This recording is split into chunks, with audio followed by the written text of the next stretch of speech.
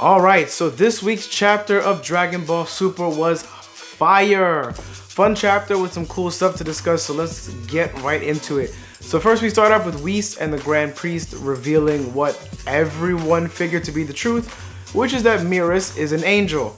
The Grand Priest sent Mieres to Universe 7 to learn the way of things and broaden his perspective. So basically he's undercover, but of course that comes with some strings attached.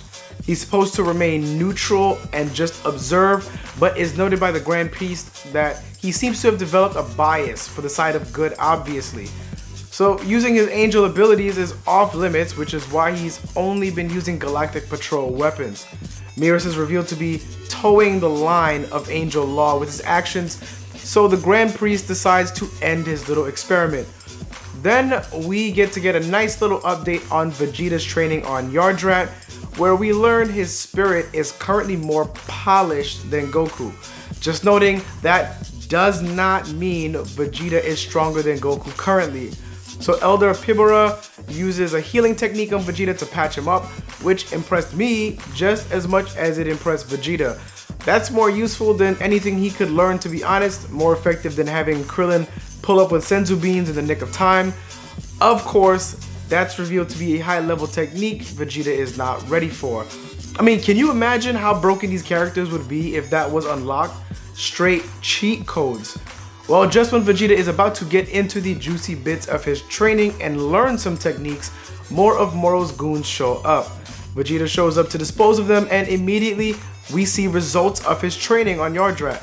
Now, this part may be up to interpretation. Vegeta accidentally lets off a massive beam, causing a huge wave of destruction. Now, my first interpretation of this is that Vegeta was just pointing at the goon and accidentally a beam came out. And my second interpretation of this is that Vegeta intended to let off a much smaller beam to dispose of him, and instead let off a massive one due to his strength increase, which is noted as being leaps and bounds by the Elder.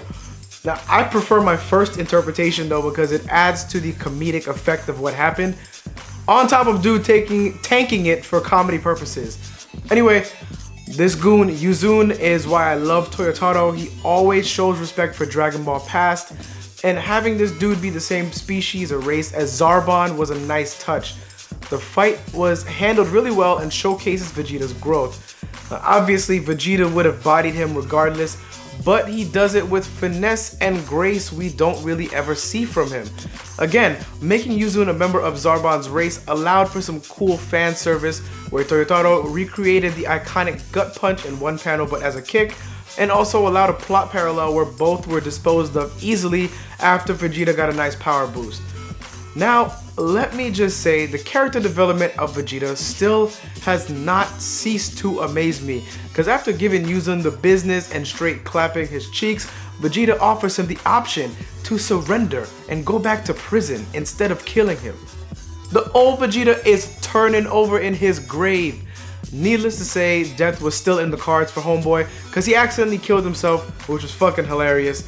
But not before tipping Vegeta off that Earth is Moro's next stop. Further showing us Vegeta's growth, he's able to sense that everyone on Earth is fine from way the fuck over on Yardrat, and even Moro has sensed and acknowledged his development.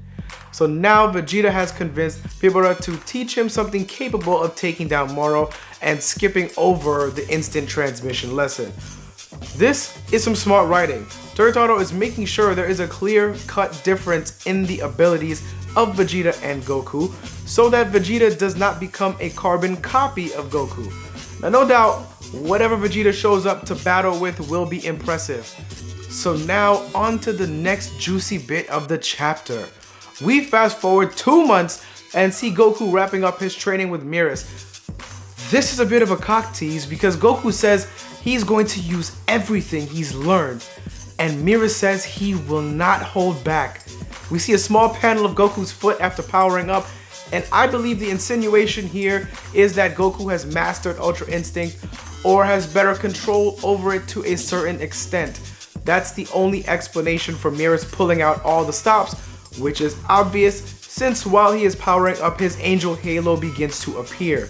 Now, before they can finish, Whis puts a stop to the fight, stating that while angels can train utilizing full strength, would constitute a full-out battle, which is against the rules.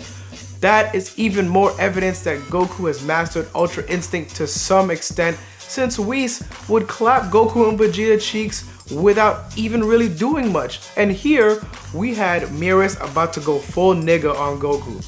An obvious Blue's Clue to what Goku is now capable of after his time training. Whis reveals that Miras was risking being erased if he would have violated the code, and reveals that he knew Miras intended to also fight Moro, circling back to that bias from the beginning of the chapter. Two clear violations of Angel Code. So with that, Goku's time with Miras is over. He is to return to the realm of angels, and that's a wrap for training for our boys. I will say I don't expect that the next chapter we will get right into the action with Moro.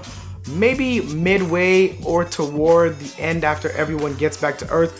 But to be honest, I'm more interested in seeing Vegeta's capabilities after the 2-month skip.